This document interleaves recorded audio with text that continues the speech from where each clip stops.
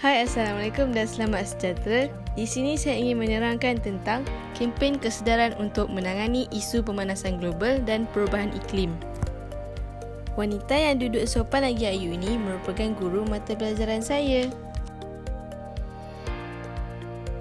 Kita mulakan dengan isu pemanasan global yang terdiri daripada maksud, punca, kesan dan cara menangani isu tersebut. Yang pertama, maksud pemanasan global merupakan peningkatan purata suhu atmosfera permukaan bumi secara global dan disebabkan oleh aktiviti manusia atau secara semula jadi.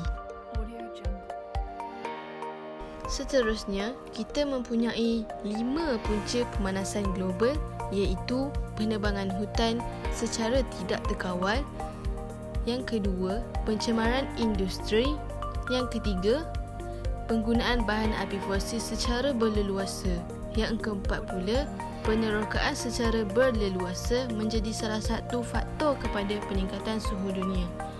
Yang terakhir, penipisan lapisan ozon juga menjadi faktor menyebabkan peningkatan suhu. Selain itu, kesan pemanasan global menyebabkan peningkatan aras laut yang mengakibatkan banjir besar dan hakisan, menenggelamkan kawasan daratan, memusnahkan harta benda dan mengancam nyawa, menjejaskan sumber bekalan makanan dan air bersih. Di samping itu, kemerosotan sumber makanan juga memberi kesan pemanasan global yang mengancam sumber makanan dunia. Gangguan punca adalah salah satu daripada kesan pemanasan global yang menyebabkan kemusnahan flora dan fauna, ribut, banjir, taufan dan ombak besar, taburan hujan yang tidak menentu, udara menjadi kering dan jerebu mudah terbentuk. Terdapat kawasan yang mengalami kemarau yang teruk. Kesan pemanasan global boleh membawa masalah kesihatan seperti kehilangan nyawa, gelombang haba berisiko menyebabkan strok haba dan dehidrasi, meningkatkan risiko pelbagai penyakit berkaitan haba seperti katarak dan kanser. Akhir sekali, cara menangani isu pemanasan global adalah menggunakan sumber tenaga yang boleh diperbaharui, menanam pokok dengan lebih banyak, mengamalkan kitab semula, penguatkuasaan undang-undang dan pembangunan lestari. Seterusnya, isu yang akan dibincangkan ialah isu perubahan iklim yang terkandung dengan maksud, punca, kesan dan cara menangani isu tersebut. Maksud perubahan iklim merujuk kepada peningkatan atau penurunan unsur-unsur cuaca dan iklim di permukaan bumi disebabkan faktor fizikal dan aktiviti manusia.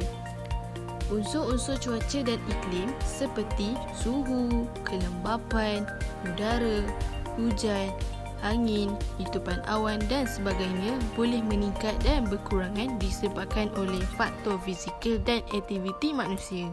Punca perubahan iklim ialah populasi yang semakin meningkat, penggunaan bahan bakar seperti minyak dan batu arang yang meningkat, pembebasan gas karbon dioksida yang semakin meningkat ke atmosfera.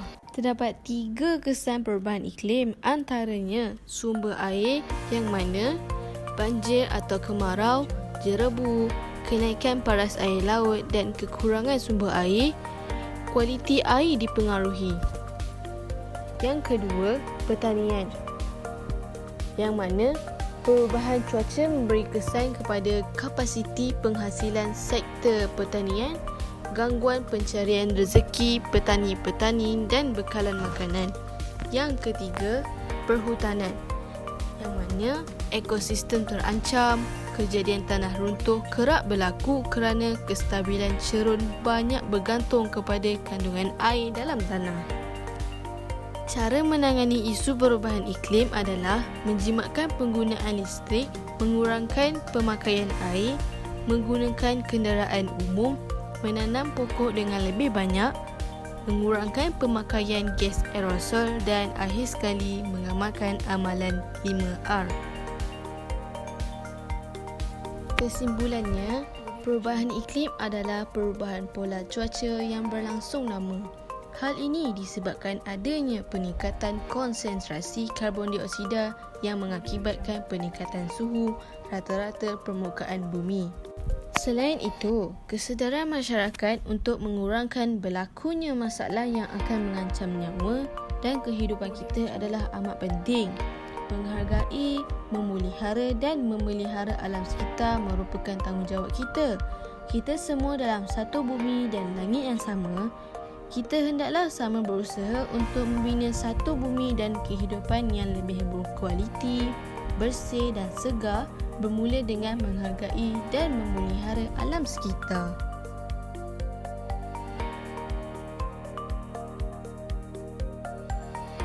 Sekian, terima kasih daripada saya, Hadira binti Hamdan, Tingkatan 4 Setia, SMK Taman Deseminium. Assalamualaikum.